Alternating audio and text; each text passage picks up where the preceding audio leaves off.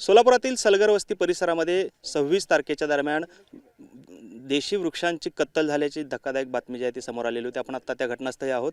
आपण पाहतो या ठिकाणी खरं तर 118 पेक्षा अधिक झाडं जी आहेत त्या ठिकाणी तोडण्यात आलेली आहे आणि या संपूर्ण घटनास्थळी पाहणी करण्यासाठी महापालिकेचे आयुक्त डॉक्टर सचिन ओंबासे सर या ठिकाणी आलेले आहेत. त्याचबरोबरीनं उपमहापौर देवकरताई सुद्धा या ठिकाणी आलेले आहेत. सर, खरं तर 118 झाडांची कत्तल जी आहे ती या ठिकाणी झालेली आहे.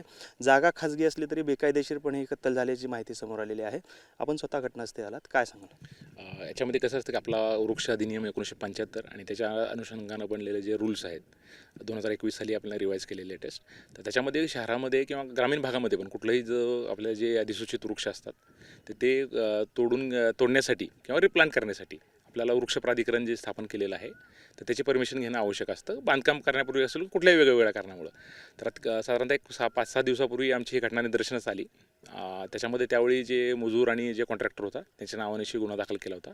काल रात्री आम्हाला ते मूळ मालक आणि ज्यांची 4 लोकांची नावं आम्हाला सातबाऱ्यावर प्राप्त झालेली आहेत. त्याच्यामध्ये अंकित शिवानंद पाटील, आशा हजारे आणि राजेंद्र हजारे या 4ही लोकांची नावं आम्ही काल संध्याकाळी मग पोलीस विभागाला पोलीस स्टेशनला सबमिट केलेले आहेत. त्यांच्यावर गुन्हा दाखल करण्याची प्रक्रिया सुरू आहे. त्याचबरोबर आपल्याला वृक्ष अधिनियमामध्ये विना परमिशन जर अवैध वृक्षतोड केली तर जास्तीत जास्त 1 लाख किंवा त्यापेक्षा जे काही दंड असेल तर दंड आकारण्यासाठी आम्ही पुन्हा एकदा आम्ही त्यांना नोटीस दिली होती. आता पुन्हा एकदा त्यांना अंतिम संधी देण्यासाठी आम्ही एक संधी देतो आहे. 118 वृक्ष असतील आणि त्याचे काही मॅक्सिमम दंड असेल. त्याचबरोबर फॉरेस्ट डिपार्टमेंटकडून पण त्याचं आम्ही व्हॅल्युएशन करतो आहे. तो सुद्धा दंड त्यांच्याकडनं आकारला जाईल. आणि या ठिकाणी आपलं जे कंपाऊंड वॉल आहे त्याचंसुद्धा विना परमिशन बांधकाम असल्यास सुरू दिसतं आहे. तर त्यालासुद्धा जो इलिगल बांधकामचा जो दंड असेल तो सुद्धा आकारण्याचे आम्ही बांधकाम विभागाचे आमचे जे त्यांना सूचना दिलेल्या आहेत.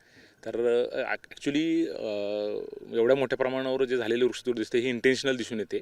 त्याच्यामुळं भविष्यात असं होऊ नये यासाठी याचं उदाहरण सर्व लोकांना आणि नागरिकांना पण जावं, मेसेज जावा, याच्यासाठी आम्ही जास्तीत जास्त कडक आम्ही कारवाई याच्यामध्ये करू. आणि समजा त्यांनी रक्कम भरली नाही तर ती त्यांची ज्या प्रॉपर्टी असतील त्याच्यावरती बोजा चढवून वेगवेगळ्या मार्गाने जे आमच्याकडं विहित मार्ग आहेत त्याच्याद्वारे ते वसूल करण्यासाठी आम्ही आमच्या महापालिकेच्या अधिनियमामध्ये जे अधिकार आहेत त्याचा वापर करून आम्ही ते वसूल करण्याचा पूर्ण प्रयत्न करू. असं खरं तर वन विभागाकडून देखील या संदर्भातलं जे मूल्यांकन आहे की किती वृक्षतोड झाली आणि त्याची किती रक्कम होऊ शकते, दंडाची रक्कम, या संदर्भातला अहवाल आपण मागवलेला आहे. तो केव्हापर्यंत प्राप्त होणार? मला वाटतं 1-2 दिवसात आम्हाला त्यांनी सांगितले, आज किंवा उद्या येईल.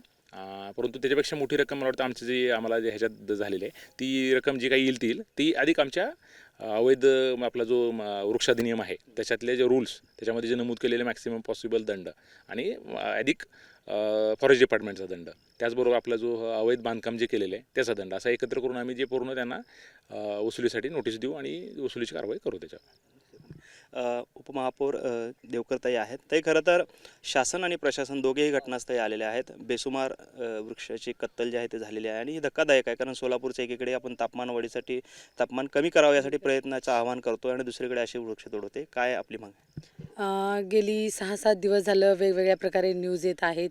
इथं प्रभाग क्रमांक 23 सलगर वस्ती येथे 118 झाडं तोडली गेली. त्यामध्ये स्वदेशी झाडांची संख्या जास्त होती. आमची एवढीच इच्छा होती की योग्य ती कारवाई ह्या जागा मालकावर केली पाहिजे आणि ज्या मोठ्या प्रमाणात वृक्षतोड झाली ही अशी पुढं होऊ नये. आपल्या सोलापूर जिल्ह्यामध्ये ही म्हणजे सर्वात मोठी वृक्षतोड आहे असं आम्हाला वाटतंय. आणि आम्ही पर्यावरणप्रेमी म्हणून किंवा इथले स्थानिक नागरिक आले आहेत, आमच्या प्रभाग 23चे नगरसेवक आहेत, आयुक्त साहेब आलेले आहेत आणि आमची एवढीच मागणी आहे की योग्य ती कारवाई केली पाहिजे आणि भविष्यात असं कोणी अशी घटना होऊ नये, आमची एवढीच इच्छा आहे. आपण पाहतोय खरं तर या ठिकाणी ही बेकायदेशीर वृक्षतोड जे आहे ते झालेले आहे आणि त्यावरती आता जागा मालकांचा देखील शोध लागलेला आहे. TV9 मराठीने या संदर्भातलं वृत्त जे आहे ते लावून धरलेलं होतं. त्यानंतर आता संबंधित जागा मालकांवर देखील आता गुन्हा दाखल करण्याचे आदेश महापालिका प्रशासनाने दिलेले आहेत. त्यामुळे एकंदरीतच बेकायदेशीर वृक्षतोडीला त्यामुळे कुठेतरी आळा बसेल अशी माफक अपेक्षा जी आहे ते नागरिकांमधून व्यक्त होताना आपल्याला पाहायला मिळते. कॅमेरामन विनोद उमनाबादकरसह सागर सुरवसे, TV9 मराठी, सोलापूर.